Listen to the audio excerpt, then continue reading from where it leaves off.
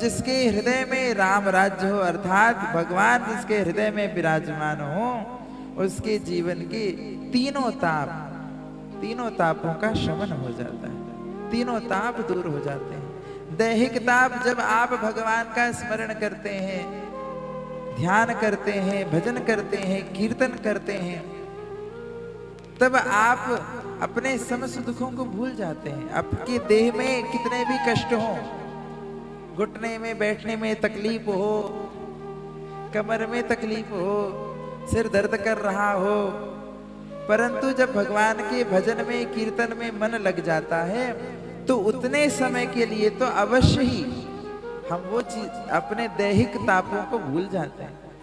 गर्मी लग रही है कि ठंड लग रही है, सब भूल जाते हैं। आप सब इतने गर्मी में यहाँ बैठे हो, ठंडी में कभी कभी कथा होती है, ऐसी कड़ाके की ठंड में लोग बेचारे देर शाम तक बैठे रहते हैं, सब भूल जाते हैं।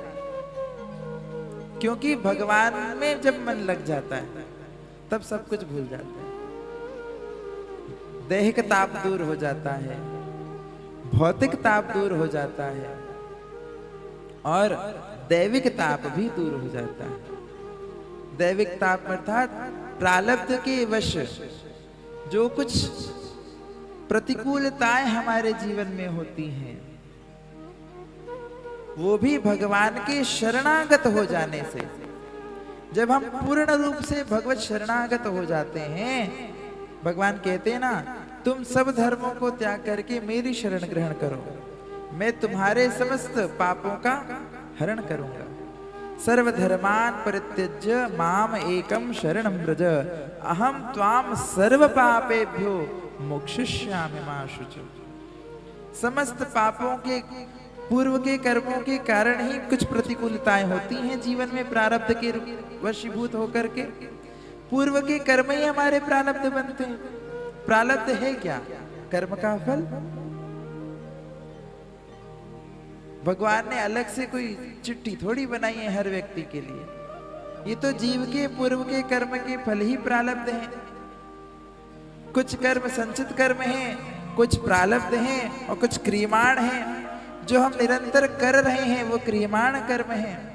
प्रारब्ध कर्म जिनको हमने भोगना प्रारंभ कर दिया है वो प्रारब्ध कर्म कहलाते हैं। और जो संचित कर्म है, जिन कर्मों के फलों को अभी हमने भोगा भी नहीं, वो संचित है, फिक्स डिपॉजिट रखी है बैंक में, इमरजेंसी में बाद में जब यूटिलाइज होगी वो अब वो जब आएगा उसका भोग भोगना पड़ेगा। अब चाहे अच्छा हो चाहे बुरा हो, भोग तो भोग है। तो पुण्य को भी भोगना पड़ता है, पाप को भी भोगना पड़ता है। परंतु जो भगवान की भक्ति में हम आगे बढ़ते हैं, भगवान के चरणों में अपने अस्तित्व को पूर्ण रूप से समाहित कर देते हैं, तब हमारे पूर्व के समस्त संचित कर्म, पाप पुण्य सब भगवान खत्म कर देते हैं, खाता खत्म। क्रियमाण कर्म जो भक्त हो जाते हैं उनके कर्म बनते नहीं, वो क्योंकि वो कर्म के कर्तापन से मुक्त हो जाते हैं। कर्तृत्वाभिमान से मुक्ति मिलने के कारण कर्म का फल जीव को नहीं भोगना पड़ता।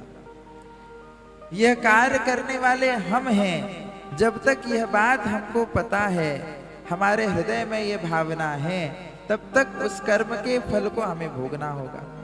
परंतु कोई भी कार्य हो रहे हैं जीवन में, उन सभी कर्मों को करने वाले केवल भगवान ही हैं। उनकी ही मर्जी से सब कुछ हो रहा है, चाहे गलती हो चाहे भलाई हो, चाहे हमने किसी का खूब उपकार कर दिया हो, चाहे गलती से अपकार भी हो गया हो। परंतु यदि उसका प्रायश्चित करके हम समस्त कर्मों को भगवान को समर्पित कर देते हैं, तब कर्मों को समर्पित कर दिया तो उसके फल के भोक्ता हम नहीं होते।